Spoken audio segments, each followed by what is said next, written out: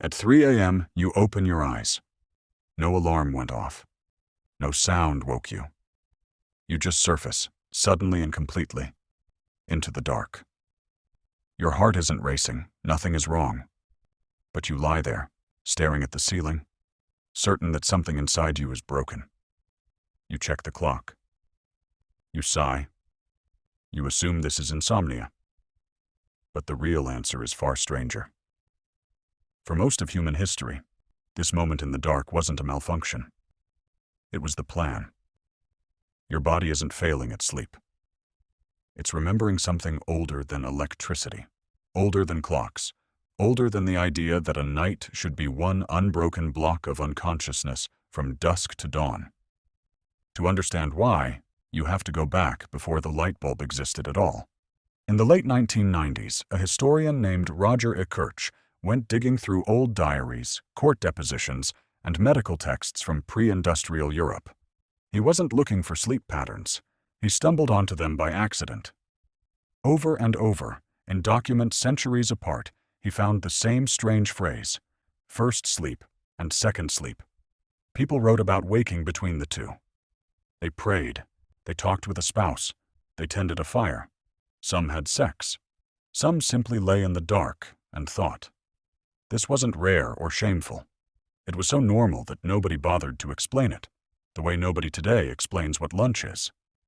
So what happened to that gap in the middle of the night? Where did it go?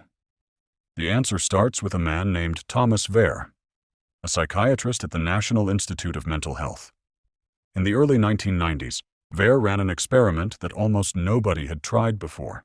He took a group of volunteers and put them in darkness for 14 hours a day, every day, for over a month.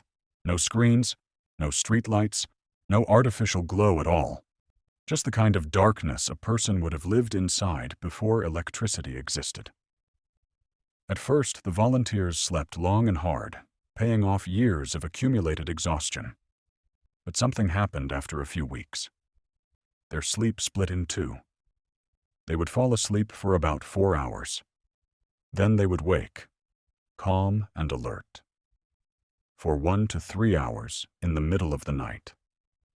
Then they would drop into a second 4-hour sleep before morning. Wehr's subjects, with no clocks and no instructions, drifted naturally into the exact pattern Ekirch had found, buried in centuries-old letters. Their brains, freed from artificial light, reached back into an older rhythm on their own. So if this is the natural human pattern, why does it feel so wrong now? Why does waking at 3 a.m. feel like anxiety instead of biology? Because somewhere along the way, you were taught a single rule. A good night's sleep is one continuous block. 8 hours, no interruption, lights off until the alarm. That rule isn't ancient.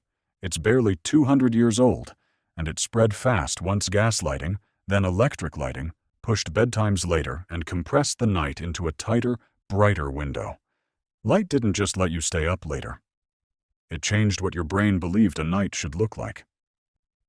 But here's where the story gets more complicated and more interesting. In 2015, a neuroscientist named Jerome Siegel led a study that looked at something Wehr's experiment couldn't: people alive today who have never lived with electric light. Siegel's team studied 3 hunter-gatherer and pre-industrial societies: the Hadza of Tanzania, the San of Namibia, and the Tsimane of Bolivia. Groups with no electricity, no clocks, no screens. If segmented sleep were the universal default human pattern, you'd expect to see it clearly here. You don't. These groups slept in one continuous block, not two. They went to bed a couple of hours after sunset and woke before sunrise, with no obvious midnight waking period at all. So which is it? Is the natural human rhythm segmented, like Ekirch and Wehr suggest, or continuous, like Siegel's hunter-gatherers show? The honest answer is that both might be true, just shaped by different conditions. Wehr's volunteers were placed in 14 hours of total darkness, far longer than any natural night most modern humans experience. Stretch the dark that long, and the brain may split sleep simply because no single sleep cycle can fill all those hours. Siegel's hunter-gatherers, by contrast, lived with about 10 hours of darkness, much closer to a typical night, and didn't need to split it. Your 3 a.m. waking, then, might not be a fixed ancestral program switching on. It might be something more sensitive than that. A signal that the length, timing, or darkness of your night doesn't match the rhythm your body expected. Either way, one thing stays the same across every version of this research. Silence in the night was never treated as a crisis. It was simply part of the architecture of rest. So why does it feel like panic now? Because you don't have a fire to tend, or a spouse to murmur to in the dark, or fields to think about before dawn? You have a phone on the nightstand and a job that starts at 9. When you wake at 3 a.m. today, there's no ritual waiting for you. There's only silence, a glowing clock, and the fear that tomorrow will be ruined. That fear is what turns a biological pause into an emotional spiral. Researchers who study insomnia have found that anxiety about wakefulness, not the wakefulness itself, is often what causes the real damage the next day. The waking was never the problem. The panic about the waking is. What would it feel like to wake at 3 a.m. and simply not be afraid of it?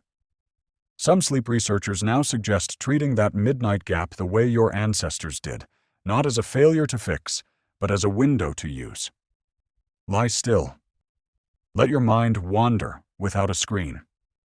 Don't check the time obsessively, since the clock itself becomes a source of stress. If sleep doesn't return in 20 or 30 minutes, get up briefly, in dim light, and do something quiet before returning to bed.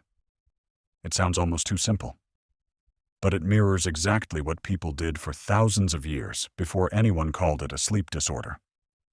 There's something almost comforting in that. The dark, quiet hour you've spent your whole life dreading might be one of the oldest and most ordinary human experiences there is, not a glitch in your biology, a doorway your ancestors walked through, night after night, long before anyone thought to give it a name. At 3 a.m., you open your eyes. This time, you know exactly why.